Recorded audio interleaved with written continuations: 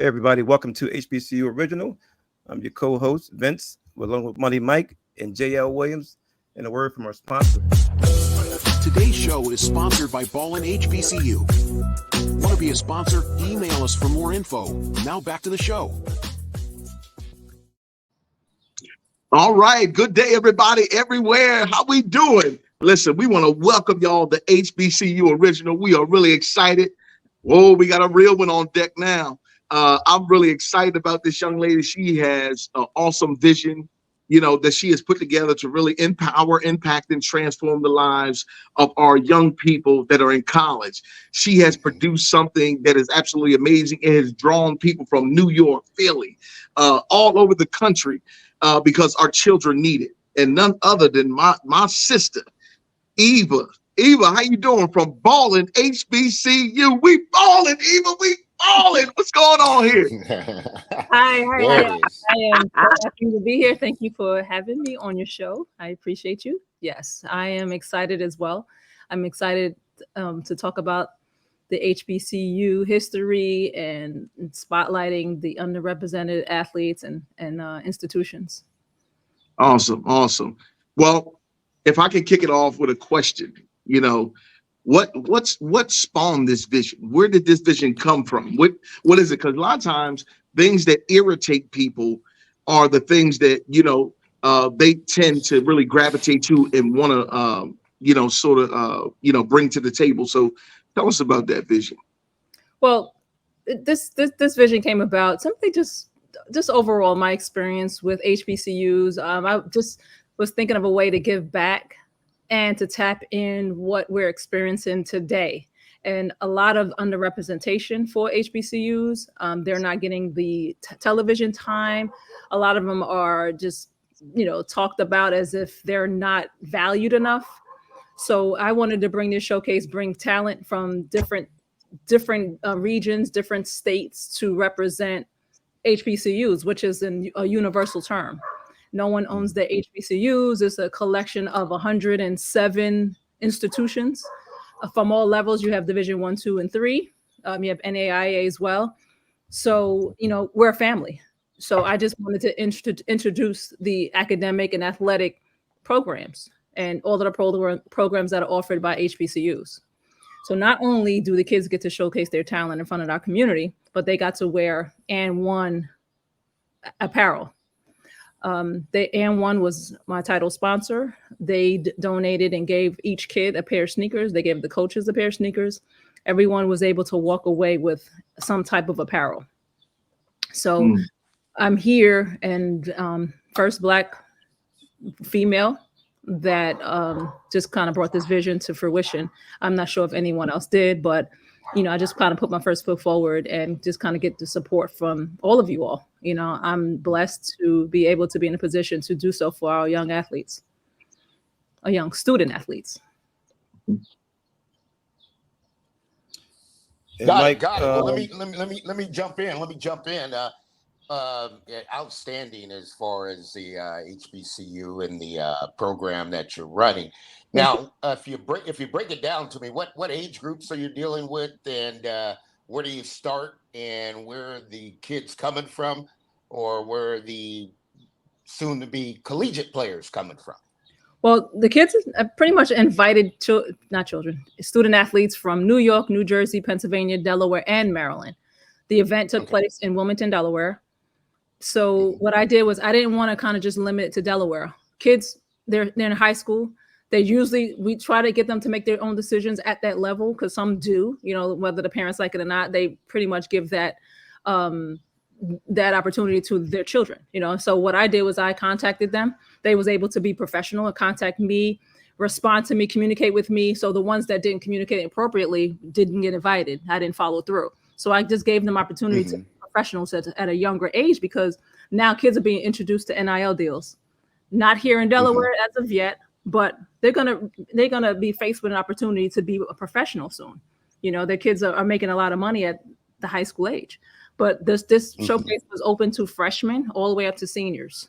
So it wasn't limited to just juniors and seniors, simply because, you have kids that have other obligations. It was the Mother's Day weekend. It was the Saturday before Mother's Day. So I just didn't want to limit it.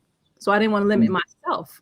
So even in the future, coaches are not only recruiting the current year, they're recruiting for years ahead, because sometimes their coaches already have their stacked team already, for example, 2024s. So if they're looking for a 2025, maybe 2026, and may want to watch a 2027, they can do that during the showcase. So it was open to all students at all ages from 9th grade to 12th grade. Now, is this men and women?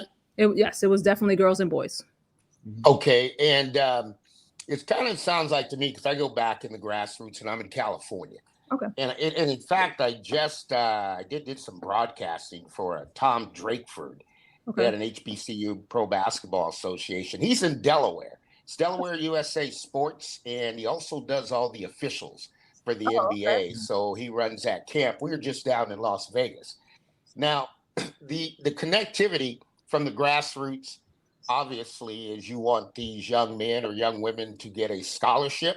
Now, is this an exposure event, or have you turned it into an exposure event and did it during the NCAA certification weekend? And I'm just thinking outside of the box, because we ran Showtime Hoops basketball here in California, and all of ours was grassroots. We started from the 5th grade all the way through. And yes, when you get somebody that's a freshman or a sophomore, you want to have that relationship. So they're not really directing them to that particular school, but if it has their major, or this is a huge opportunity for HBCU coaches. Yes. And the reason I say that is you have the players, they need the recruits. Obviously, they got to go through an NCAA clearinghouse to be qualified to be eligible. So all this, you're building a platform for their success. Absolutely. Now they just have to get involved. You want to expand on that a little bit, or how far do you go with it, or how far is the connection with the HBCU coaches? Absolutely. We contacted the parents as well to let them know what to expect, while playing in this event. So we let them know that their student athletes, their kids would be exposed to HBCUs. I contacted every last coach, in every conference: SWAC, SIAC, CIAA, MEAC, even NIA and NAIA. So I contacted all of them, and whether they showed up or not, some of them RSVP'd and then, kind of backed out last minute or watched the live stream. So as of now, there's a college in Division II who offered 5 of the girls a full scholarship. Division II. Oh, wow! Yeah, that's good. Less than a week, and this is the live stream. DETV, one of our sponsors, live streamed the event. We had commentators who actually, spoke on the players every time, play by play. We had play by play action, color action. It was just a wonderful event for them to participate in. And they was able to gain exposure. They coaches can actually still go back and watch the live stream on YouTube. Right. So not only did they get the exposure, they was able to tell me what their GPA was. So right away, I knew that they would be, they would meet the requirements of the GPA. So Absolutely. A lot of them, a few of them, I did ask if they are NCAA eligible. If they completed their forms, and a lot of times they don't, and I just encourage them. Some players I've spoken to on a counseling level, on a coaching level, just about just being professional. Some players want to continue the conversation through DM versus phone call or texting. So I just told them the pros and cons. Some players who didn't show up, for whatever obligation they had, but that's big to me, because, you have an opportunity where someone's providing a platform for you, and then you don't show up, and without no phone call, no text, no email, no anything. That's just poor professionalism. And I think that parents should pay that attention, because these kids have an opportunity to provide a living for themselves just by playing basketball. So it's not about, okay, I'm not going to show up. You don't know who or what anyone knows that can provide an opportunity for that student athlete. And I think it's just kind of disappointing for kids to not show up and not, not provide any information. I don't need to know a reason, but your employer will need to know. Your coach will need to know. Businesses who's providing this NIL deal for them would need to know why you didn't show up. for our Exactly. consultation, for our meeting. So I think it's important that they learn at this level. I'm not salty or bitter that a player didn't show up, because I was able to provide that opportunity or that particular slot to another player who was willing.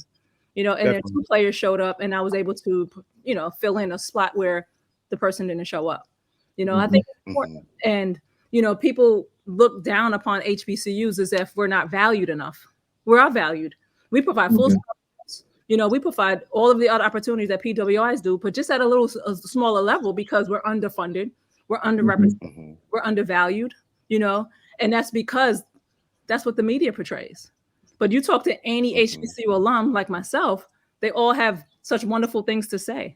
I haven't heard not one negative experience, other than for me, like my institution closed in 2013, and then the legal battle that it experienced up until today is just disheartening. I saw a video of where someone went onto the campus and tried to portray that the campus was haunted. Campus is not haunted, So it was someone non-Black who went on the campus, and she was going through playing this eerie music as if it was haunted and going through it. No, that wasn't it. It's because people like you don't want to fund. You want to talk bad about it. So don't come on this campus now that is closed and the gym collapsed. And then talk negative about it. It was never. I had a wonderful time at St. Paul's. They provided an opportunity for me when I graduated. They was the ones who actually facilitated my entrance exam, my entrance interview to Ohio State Law School. They helped me. They helped me to get a tutor for the LSAT. They drove me to and from Ohio State for my interview, my panel interview. They provided hotel room. They drove me in a van. Like, they did everything for me. And I was in a single parent support program. Wow. Yeah, I was able to bring my son, the only school in the country where I was able to bring my son to live with me while I was in school full time. Played basketball. I was in an ROTC. I was on a president's cabinet. I was able to do everything that I wanted to do while attending St. Paul's College and HBCU. You know what I mean? PWI would have done that for me.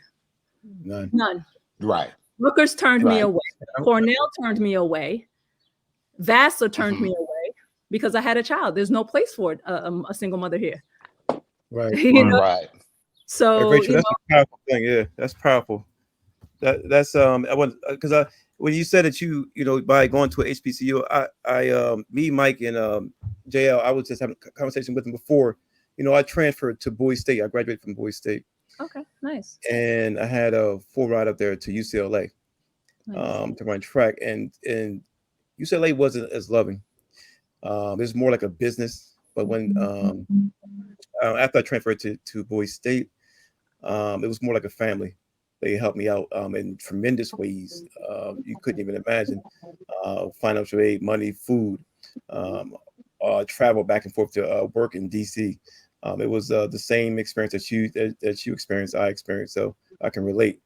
And when that kind of touched, they need to know that the students who can't, some of these large institutions will not provide for you. They see you as, like you said, a commodity. And if they, feel like they can't use you, or you feel like you have a disagreement, then they're gonna kick you to the side. The HBCU did not do that. So, yeah, I was very appreciative, and that touched my heart right there with that story, though. Thank you. Well, that's good stuff.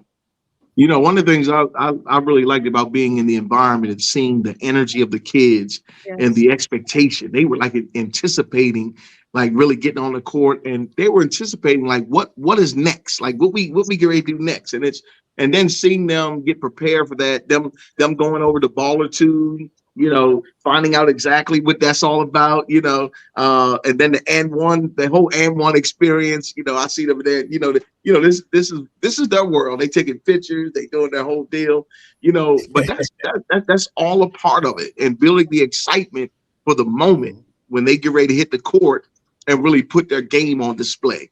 I mean, I love it. So the platform, everything that you set up was really great. And then they had a gentleman there that was giving information about scholarships, in schools, and really, helping parents through that whole process. So I really, really, really love your vision and what it is that you put together. One of the things that I, when I look at that, I'm looking at also I remember when I was, playing ball for Stormers Classic, they would have a component that was so great, and it dealt with like personal development. We had coaches that really helped to motivate us and put us in the correct mind frame of what we're about to approach, and not just this, but there's so many opportunities after this that would make themselves available. But one of the things that is so important is that our kids have to understand that, listen, you got to have the right mindset. This is more, and it's beyond basketball. And so having people to be able to come to speak to that, I don't know if that's a part of your vision, but those are kind of things that I do in the school district, and then I do abroad, do a little motivational speaking, really helping kids to see things clearly so they can change them effectively. Yes. And be the best version of themselves, because you are a student athlete, not an athlete student. That's right. And so I think that's really important. I didn't know if you, and my question was, did you have any plans on instituting some kind of personal development or, something that would help the kids in that way? Well, we do the next event is going to be our community day event. Okay. Ballin HBCU times and one community day extravaganza. So with that, we're going to add a component where we have mentorship. We're going to have leadership. We're going to have be coached in different areas. So we're going to intertwine life skills in addition to basketball competitions. Yes. And, it's going to be selected kids. So we're going to contact the schools in the local areas. I know we only have a few months, but right before school ends, kids will be selected to come. It's only going to be 75 to 100 kids for all the free event. We're a nonprofit, and no kids do not have to pay for anything, no food or anything. But we're going to have it here in Delaware. Good. So yes. I would love to be a part of that. Absolutely, because it's really amazing when you look at the NBA teams and the like. You see where they're representing a brand. Yes. And so you have to behave in such a way. You have to represent your family. You got to represent your team. You got to represent some things. Yes.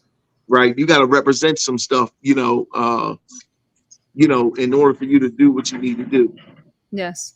And the name of my nonprofit is One Goal, One Youth. And I've had that vision and that phrase for decades. And Ballin HBCU is just one of the components of One Goal, One Youth. Because, we only get one opportunity. We can miss an opportunity to, help raise our young people. We can't stand by and just let them make these mistakes. If we have an experience and advice that can help them and lead them the way and guide them, then that's what we're about. Okay, that's good. That's good. That's what we're about. Yes. So you know what? I'm sorry. Yeah. No.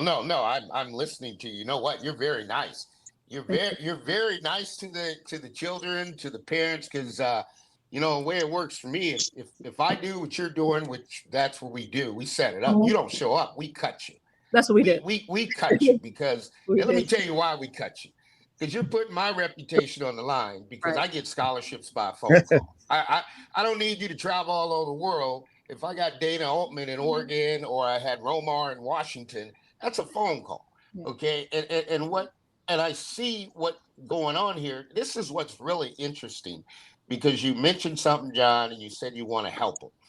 Now, here's the deal. When you go to the PWI, it's like going to corporate America. Okay. Nobody's going to hold your hand. Right. If you're a student athlete, really the coach recruits you. He or she goes on about their business, and then you have to perform as an athlete. Whether you make it or not, that's up to you. Okay, because they're going to recruit over the top of the year next year. Now, the advantage, because my daughter goes to Shaw, plays softball for Shaw. So the advantage of an HBCU is you get some interpersonal communication. Absolutely. Okay. Because your son or daughter might not be ready for college athletics just yet. And you have to be shown how to go to class, first of all. That's the number one. Two, your practice is a job. Okay. They are giving you money to play an athletic.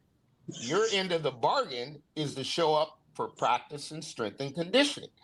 And if you don't correct that, and I'm sure you're dealing with that with kids now, because if they're offering scholarships, they have to talk to you because they can't just do it off of a tape. Talk to me a little bit about that process and how you deal with that. Well, I mean, it's like with those things in line for these students, it's like they don't understand that what we're offering, don't minimize it. You don't minimize it. And I think a lot of times the way they're raised, the way they're coddled, some kids are given everything. What I mean? Especially kids that are really good athletes. The coach give them preferential treatment. Sometimes the parents even fall privy to that as well too. So I think that at this level, like how you were saying about, you getting cut and all, I have done that. I'm strict when it comes to, just poor communication, especially with our student athletes, because some of them are really good where they feel like they don't have to, So I have zero tolerance for that. But like you said, yeah, when you go into these institutions, when you have these schools that kind of lay it out for you, I know when there was times when I just wanted to know when my refund was coming in the bursar office, the way they tell me, they tell me, well, you got to go check your account. You know what I mean? They're telling me check your account. We have all these other students here. You want to know when your refund's coming? Check your account, Right, and right, it's right. not Exactly. on paper. You just have to go online and do your own research. When it comes Yes, to definitely. scholarships, I had to go to my professor, because I'm not the only one that, is qualifies for scholarships. You know what I mean? So my professor was helping me because I went to him directly. He got me accepted to London School of Economics. Are you kidding Oh, me? wow. Wow. Wow. You know, Powerful. Excellent. That's I'm a powerful. single mom from New York City, grew up in Queens. Yeah. There's no way I can go to the same school as Robert JFK Jr. You know what I mean? Like, no way. So, yeah.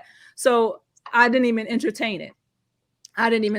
My confidence level was on zero. I didn't know what I wanted to do. I was in ROTC. I knew I wanted to be an officer, but I was not going to leave my son. That was my thing.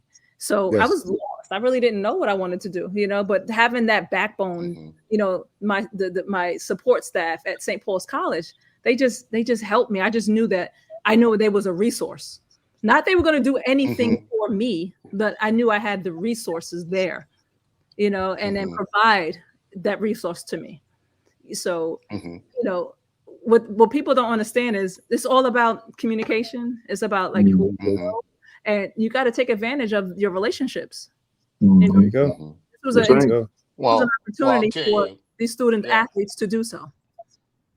Yeah, but I'll tell you another thing too. While we're on the subject, you remind me of Coach Valita Johnson, who is the director. She ran my program. I never ran it because I didn't have the blueprint or the mentality that Black women have as Black women empowerment and their ability to do business and run an organization. So I had to defer. But what I did understand, and what a lot of parents and even parents you do not understand, is how much money it costs to train somebody from the 5th grade to the senior in high school. Yes. To get that 70,000, like UOP, we're out here in Stockton. It's $75,000 a year. Yes. Okay, and the parents don't understand. To get a player in the NBA, it costs you about $500,000 worth of training. Okay, these are real, actual numbers. Yes, Okay, absolutely. and so when you have a program and what you're doing, I think as for us as African Americans, as a culture and HBCU, we should not overlook that because you're getting a player. Somebody had to train that player at Jackson State. Somebody had to train that player to be able to go on and play pros. It's a very expensive project. And what you're doing is grassroots basketball, which is getting kids scholarship as a nonprofit, and donations should be coming your way only because people do not understand how much money it costs to get a student athlete a scholarship. It is very, very expensive. And when you look at PWI or you look at the culture, I mean, if you want to look at white America, I'll just say they spend hundreds of thousands of dollars. I mean, they even got into the FBI investigation where they were paying $400,000 to get into a rowing team to be able to get interest into the school. Wow. So there's a lot of money that goes into this, and we just had with FAMU, the FAMU situation with the 237 million, and not getting off track, but there was $100 million to be donated to athletics.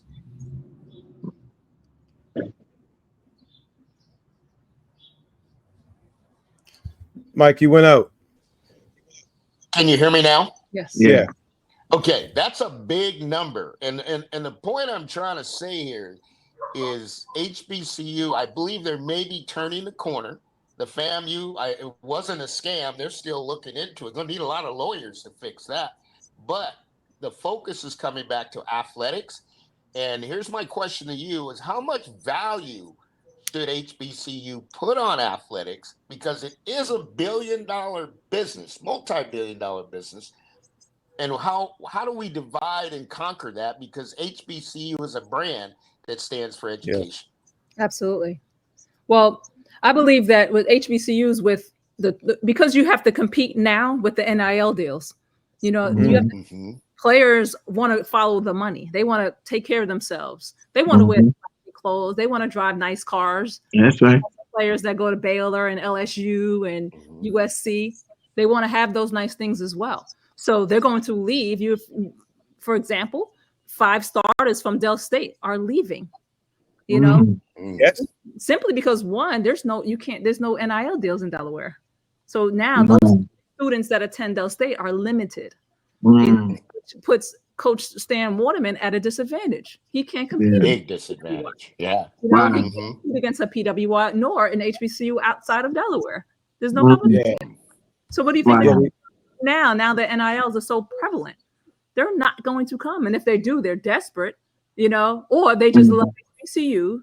But they're going to leave the next year, which puts him at another disadvantage. So each year he has to go out and recruit, which is you spend a lot of money recruiting, you know. Yes, you do. So you got to take into consideration, you know, the uniforms, the sneakers that they're paying, you know, the travel, the recruitment, you know, because he has to travel to and from. He has to bring kids on campus every year after year.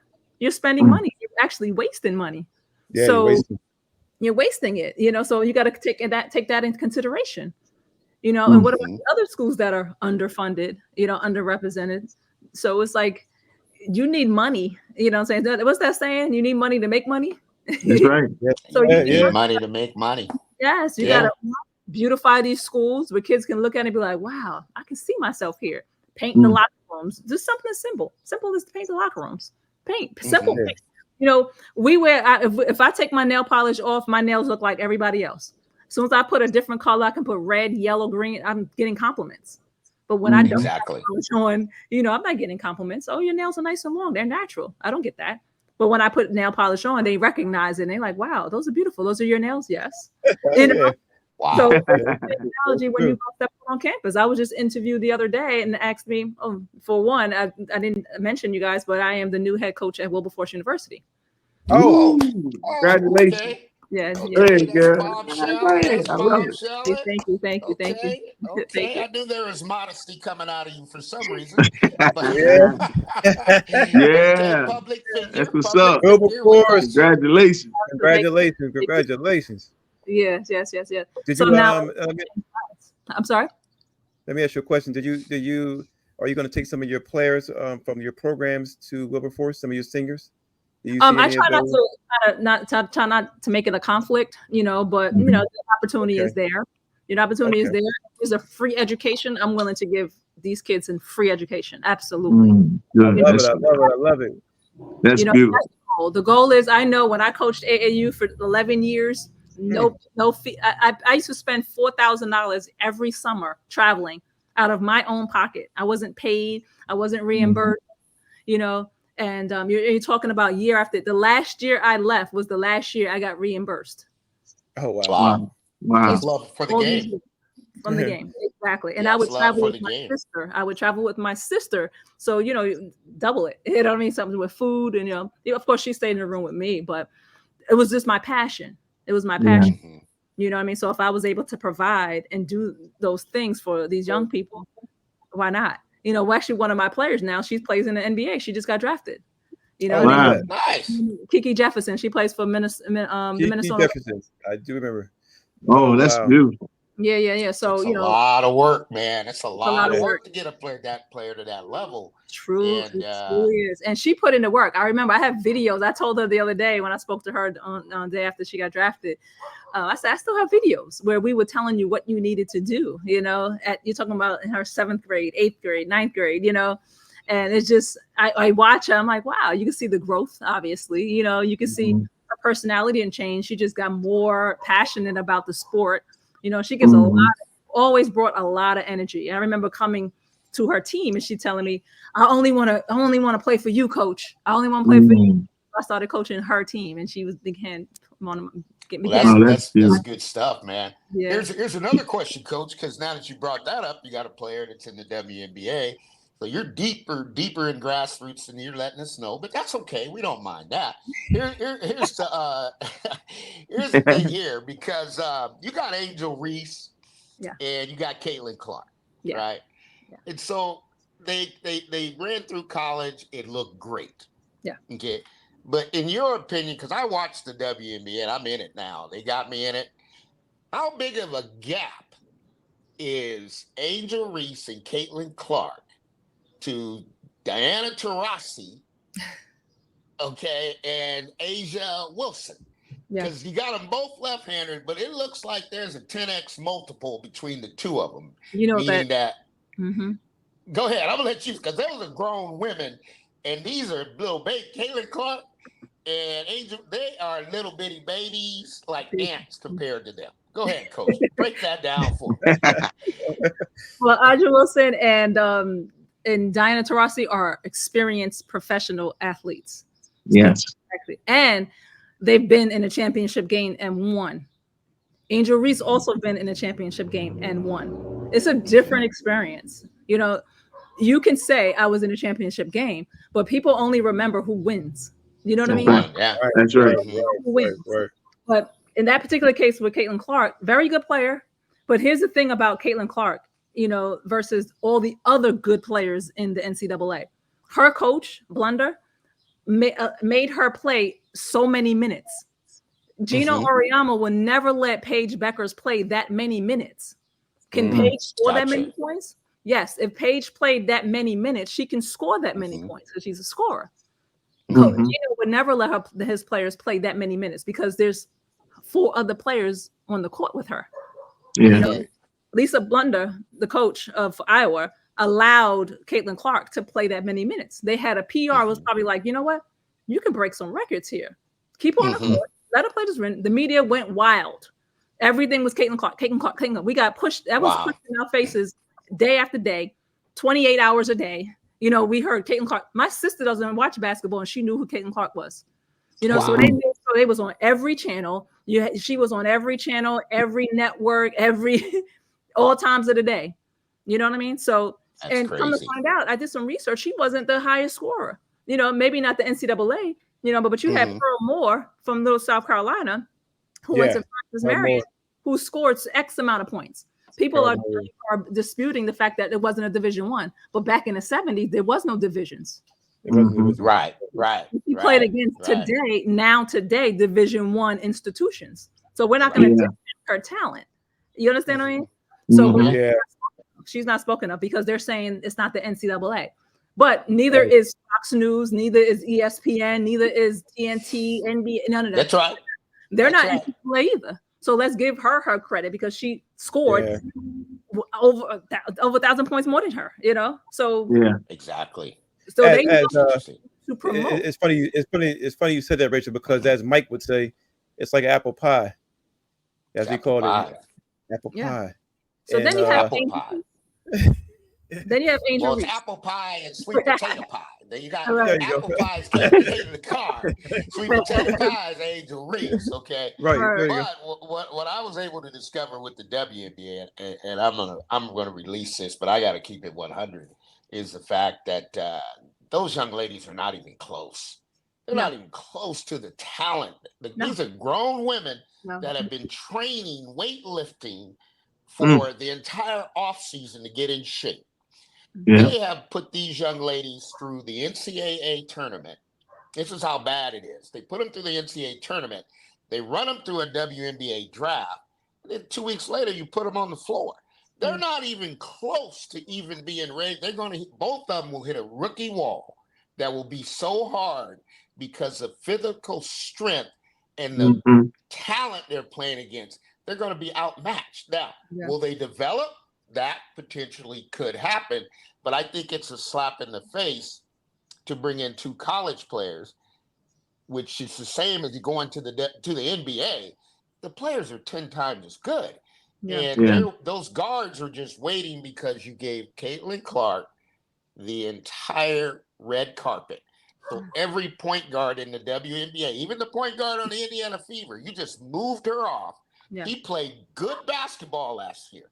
She got bumped out of her job so you could let Caitlin Clark have a 40% usage rate. That's a crash train wreck. Well, now you got to think about the business aspect. Because that's what I was going to say. Because she brought so many views, a lot of fans and viewership to the networks.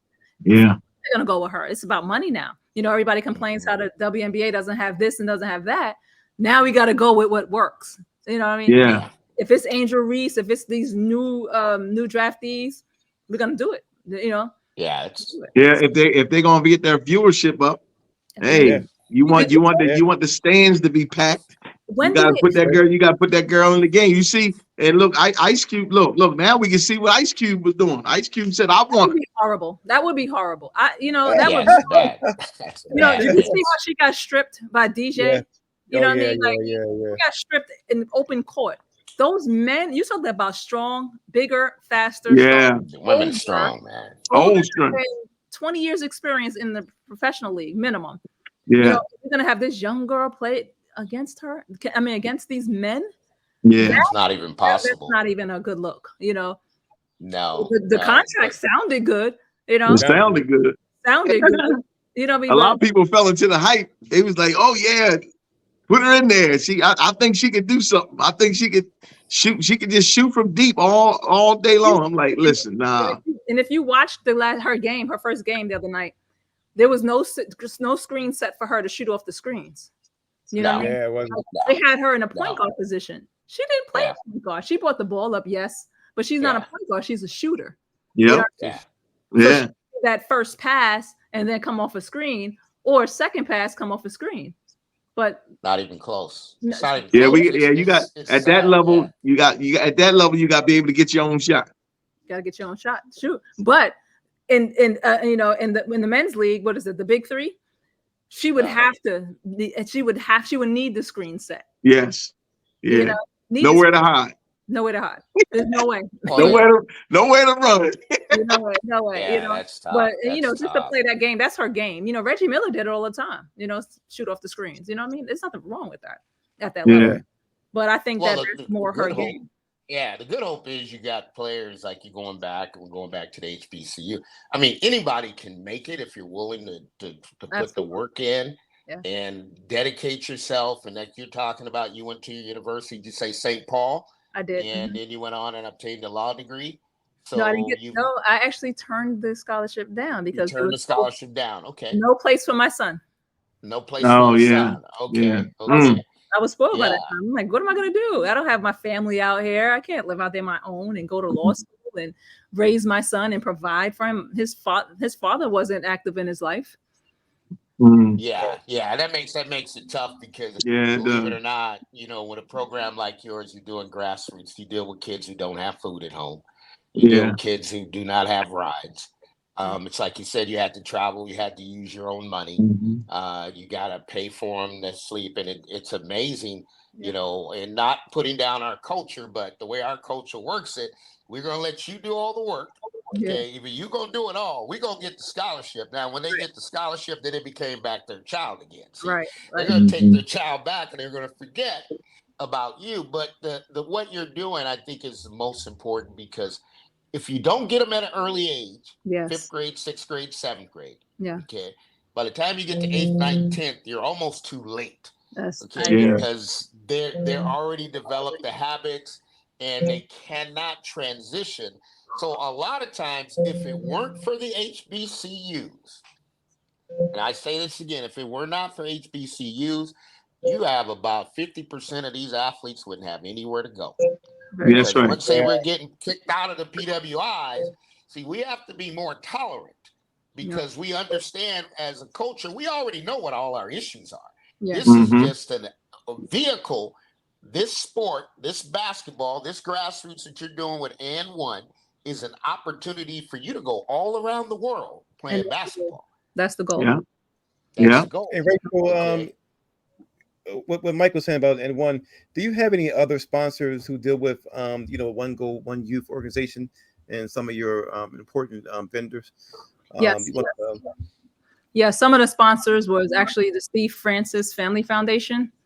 One of my sponsors, Dr. Michael Douglas with the injured. He's out of he has a sports injury program out of Georgia. Don't give me I'm trying to remember the name, but it's Dr. and one of my huge sponsors. He provided the physical trainer. Wawa donated. Trader Joe's, Gatorade, Slam Magazine. Who else? I have, the Teen Warehouse here in Delaware. They were one of my sponsors. The Convention and Tourism in Wilmington, Delaware came out. They sponsored. I have the Cool Color Kids. Is another he's a organization. He came and he was very, very, very helpful. Oh yeah, Randall's good. Yeah, Randall Law is very good. Yeah, they did a wonderful job. We had some issues over at the arena, but no one can tell, but I'm transparent, so, things are not going to be so great your first time, but it really was a great event. I was pleased. Ben Wallace showed up. He graduated. Big Ben, Big Ben. He showed up. Theater Fro. He showed up. We showed the documentary the day before in Media Day at the Teen Warehouse. So we provided that opportunity to show the kids, his documentary, and we showed it to 2 separate groups of kids, which was amazing. They had a lot of questions, and we answered them for them. We had the &1 players, the former &1 players, and not only they did not graduate from an HBCU or attend one, but they were inspired. Inspired. They were able to talk about the game of basketball because it's not. They pretty much was more important than NBA players during that. During that era, absolutely. That was a movement. They was able to get kids and gangs off the street during that time. And those arenas were packed. They had the hottest mixtapes. Yes, the hottest. Yeah, Skip to My Lou is who they had. Skip to My Lou was they had a whole bunch of them. They got the professor still rocking out. He's still doing his thing. Yeah. He does. He does Snickers shows. Yeah, he does a lot of stuff. So I mean, a lot came from that, and that just goes to show how broad the sport is and where you can actually take it. Absolutely. These guys they took it to a level that nobody they created that. Nobody told them to do that. They created that, and they had sponsors that came behind them, and it was just amazing. It inspired the culture, and it created a culture within a culture. Yes, is what it did. It really did. And I was talking to the brother from the &1, Dexter, and I was sharing with him. I said, when you look at somebody like a Bones Highland who says, I wasn't inspired, AI wasn't my idol. Michael Jordan wasn't the one that inspired me. I came home from school, eating a bowl of cereal, watching Hot Sauce. Hot Sauce gave me my flavor. Yeah. It wasn't an NBA player. It was a street ball player that gave me my flavor. Yeah. So when you hear things like that, those things are inspiring, and you just never know where the inspiration is coming from. That's right. And so you providing this platform for our children is really amazing because, again, we don't know who the next Bones Highland is. Right. We don't know who the next Ben Wallace is. We don't know. And we won't know until we lay the foundation and give them a platform and a stage to perform on. And that's what you're doing. And I'm really excited about it. Thank you. Yeah, I applaud you as well. Yeah, I applaud you because here's why I applaud you is because basketball is corporate enterprise business. Yes. And all of my Oh, kids yes, it is. that played yeah. for me, played under our program, they also worked under our program. In fact, one of the players now has Gina Johnson with the UOP, starting point guard, is now taking over Showtime Hoops 2.0. Now, the point I'm making here is basketball is a business. Okay, Yes. and what you're doing, it doesn't matter if you're the grassroots director at N1 or the grassroots director at Adidas or Nike. There are so many opportunities, okay, in basketball and business. Yes. And for the young people, I always tell them, stay in coaching. If you go to a university, ask them, can you get me a job when I'm done? Okay, Yes. so I can have a job. And two, I advise everyone to get into coaching. The reason is because we have to have a voice, but we don't get those opportunities. Yeah. Those are far and few in between. That as players, we play for the university, but we just go get another job. And I always ask this, and I want to know your thoughts on this. Why would you start a sport that you've been in since the 3rd grade? You've trained every day, you've worked every day, then go to school and go out and get a job when you can stay in your profession of athletics? I don't understand that. Could you expand on that, or what's your thoughts? Absolutely. I think that sometimes people use that as a tool just to get where they want to be, and I can't knock that decision, to move on to a different career. Some are discouraged, or some are hurt by the fact that they did not go pro, or it's not enough money. And you have some engineers, that make almost 200,000. That's way more than what, a female WNBA, a female professional basketball player would make, and sometimes they're done with it. I know a player who played overseas. She went to Pepperdine, and my friend's daughter went to Pepperdine, and she was just she played overseas. She's just done with it. She's a teacher now, and she makes really good money than what the WNBA makes, so, and she loves it. Here's the thing with that. I'm confused because last time I checked, Cal head coach and assistant coaches, they're 150 to 250 to 500,000 a year plus. Okay. Wow. They're making big money. Okay. They're not now. Here's the disparity. The amount of money the HBCUs pay and the amount of money the PWI, that's two different things. Okay. The head women's coach. Okay. Don Staley. Okay. Let's just call it what does Don make? 20 million a year? No. That's a long gap. She has a 20 million. She has a 5-year, $20 million contract, $22 million contract. Okay. Wow. Just the coach. That's not counting the other sponsors and everybody else tagged in there with Don. So, I mean, they're throwing away $1 million. I'm just telling for all of us African Americans, they're throwing away millions like they're dollars. Well, we got to get in their pockets. We have to get in their pockets. We have to, kind of put our foot on their necks. No doubt. Because, it's not the thing. And some of them are private schools, where they can make those donations. Of course, there's a write-off. Where's your money going? Money is not, there's no value to it if it's just sitting somewhere. Exactly. That's right. You're going to have to pay on that. So why not give it out? Why not give it out? That's my, you're going to That's why it's called a currency. It's called a currency because it needs to keep moving. Yes, and you're not helping one person. You're helping thousands and hundreds and thousands and millions of kids. It's a yes, absolutely. Why not? So why not? So yes, one day I want to get in front of all of these corporations, these big corporations, and pitch to them. I want to pitch. Look, there's these schools. What about Barber Scotia? It's not even accredited. They're still open. You have that piece of property at St. Paul's that can be another HBCU. Why not reopen it? Hey, call it something else. We'll be fine with that. Wow. Because but you're talking about just sitting property. It's just sitting. Why not make something of it? Yeah, and I think Mike, we had a conversation about the with the FAMU, the $237 million grant. The gentleman, I think he wanted to purchase some land, if I'm not mistaken, to grow hemp. If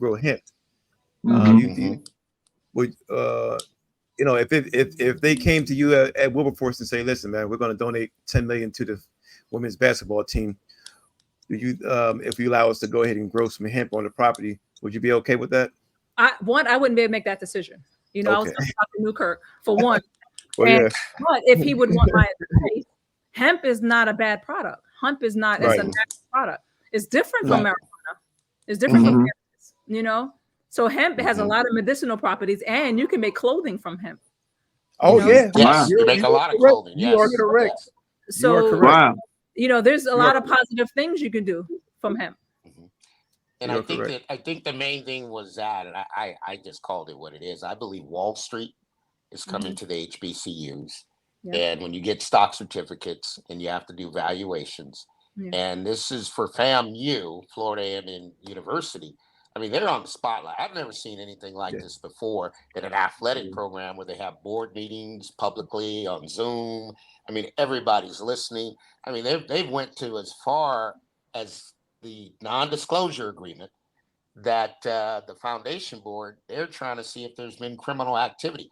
I've never seen anything like this. I've heard them say everything about the situation, but they haven't dropped a deal.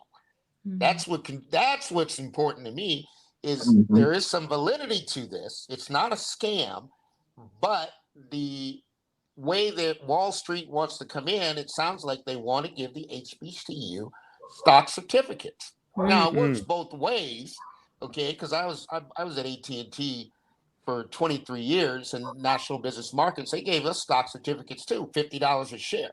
Well, guess what? The company went down to 15. Those are dead certificates. So I can't sell them if I try. Okay, so it works both ways. But I think when you get companies like Tesla says, "Hey, we want to give you, $100 million for the Tesla stock. You can cash the certificates on this schedule." I think that's a win for the HBCU. The problem that they're having is they're going to have to change all the bylaws to be able to accept that donation. So I just wanted to, just run that by because money can come in different forms, as you know. Yes. And but for our youth and to get them prepared and to succeed, even at the HBCU level, we have to make sure they get the strength and conditioning, the facilities, and the last thing is the nutrition. That's so key. I am just overly concerned with the nutrition Yes. because if the athletes don't get the nutrition, they can't perform. You can expand or absolutely whatever you want to say, Coach. Go ahead. Yeah, because that's so key to me. I'm an author. I wrote Embracing Veganism. That's the name of my book. I have I'm a huge advocate, a huge health advocate, and I've been now this is my 8th year. So I pretty much provided a bunch of meal plans or recipes for breakfast, lunch, dinner, and snack in this particular book, where you can go to, use patron a vegan restaurant in every state, any athletes or celebrities that are vegans. So that book is pretty much will tell you everything you need to know to go vegan, your vitamins, experience what you need. So, when I go to these HBCUs and I check out what the student athletes are eating, it's all fried foods. That's challenging. A lot of times the salads aren't fresh because in our mindset, we don't waste food. Sometimes we take our home mindset and bring it to our professional set. Well, it's good, it's not brown, but it's also not crispy and fresh. You know what I mean? So they'll let it sit in the refrigerator for an extra day or two when that's not where you're supposed to be. A lot of times the small schools, they get away with that. I know at St. Paul's, I didn't eat on campus. I couldn't eat on campus because I was in a single parent program. So they didn't allow me to eat on campus. But every now and then I would sneak and, kind of hang out with my peers and stuff. But they wouldn't allow me to, which was fine. I always cooked my own food and that was it. But there was a lot of fried food, pizzas, and a lot of processed stuff. These student athletes, you can't compete. So if you have a game coming up, and that's say this HBCU is playing, for example, the NCAA. When Norfolk State played South Carolina, there's a huge disparity. One in the resources in the gyms, in nutrition. USC, South Carolina is getting shakes before pre-shakes and post-shakes after the game. Yes. They're getting massaged and they get the thermal baths and all that, They do. They got heart monitors too. Heart monitors telling them the heart rate. They got So, they just have more resources. So it's going to be a challenge playing against Division I, Norfolk State, and they're very good. But to play South Carolina, that's a huge. You're talking about number 1 to 16. That's huge. It's a huge disparity. Quick loss. Right, and it's always a blowout, and I think that that's kind of poor representation, you know, because you have kids watching that, and they're like, I wouldn't go to Norfolk State; they're trash. They just won the championship, the MEAC championship. Yeah, they did.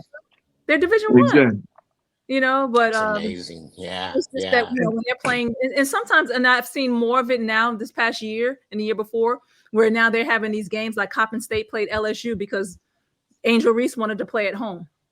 Right. Yeah. And I saw the game. They kind of slowed the game up. They didn't want to make it to be too, you know, huge of a win margin. So, you know, I saw them slow the game up. They was taking less shots. Mm-hmm.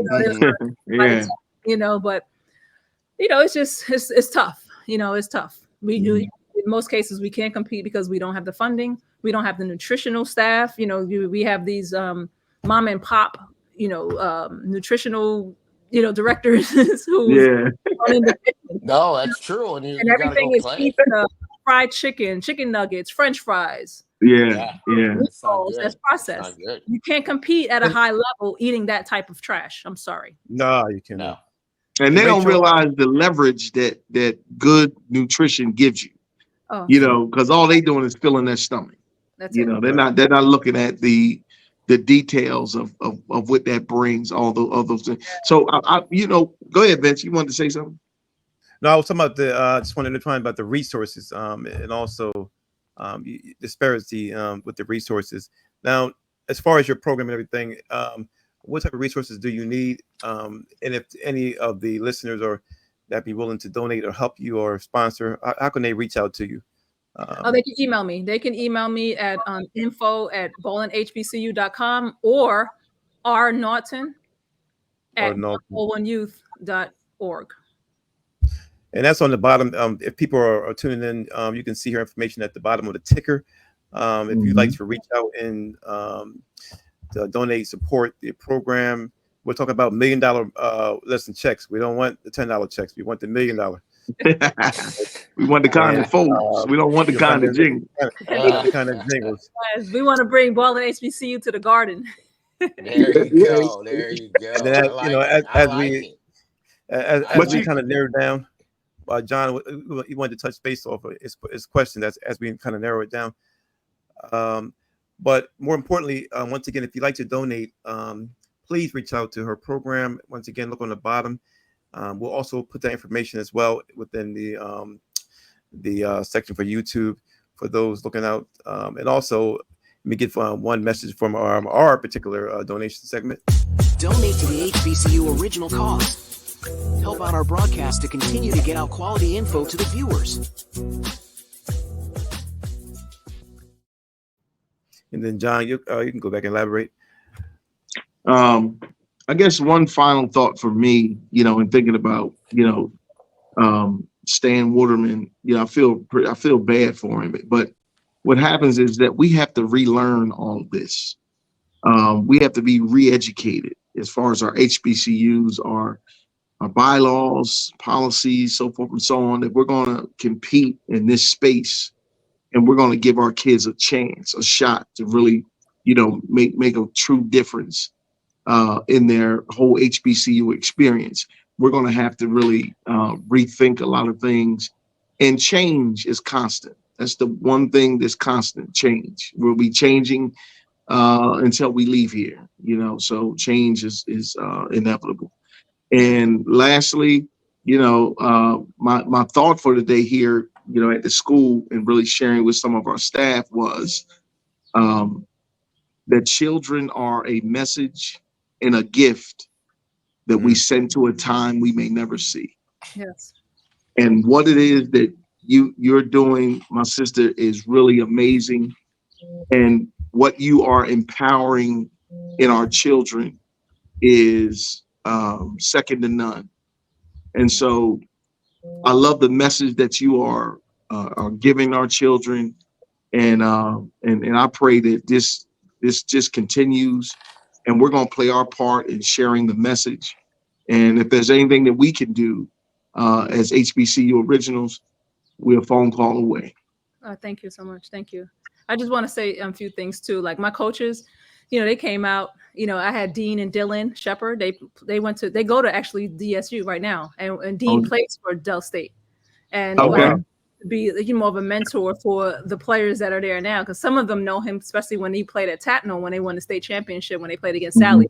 So it was just inspiring for them to see him coach them. He's almost a few years older than them, just a few years. And then my female coaches was my line sister. She went to St. Paul's with me. She was a coach. She had her own nonprofit as well, Diamond. And the other coach was Vanessa Watson. She was the head coach at Shabazz High School in New Jersey. She's 31 years. She retired. She's a Hall of Famer. Her record, her win-loss record is impeccable. And I don't think she gets enough recognition. So I always want her to be around me. She's a great coach, and I know she can give an opportunities for these young girls and teach them some things. I don't care if it's 2 minutes, So she's always been with me when I've done events. Ronald Flip Murray unfortunately wasn't able to attend because he got his time mixed up. He's actually coaching for the NBA, excuse me. And they had their pre-draft camp, and he's coaching there. So, hey, kudos to him, So we did replace him last minute, but I think this, the support that I had was wonderful. DETV did an amazing job. One of my sponsors did an amazing job with the live stream. Big Eye, shout out to Big Eye. Ivan was wonderful. He got to come to media day, was able to talk to Ben one-on-one. It was just wonderful. We had media dinner the day before. It was wonderful. Just a wonderful community, and that's what HBCU represent. Amen. Yeah, I got a lot of good feedback from the live stream. You should check it out. The commentating was perfect. I mean, it was better than ESPN. The commentating on the game was amazing. Nick did a wonderful job. He worked with TV Sports, and he did him and Jason was phenomenal. Wow, that was good. I'm just so pleased. I'm grateful. It's not every day they get an opportunity to play on at the 76ers Chase Fieldhouse. So I'm blessed to provide opportunity for these young athletes. Beautiful. Money, Mike.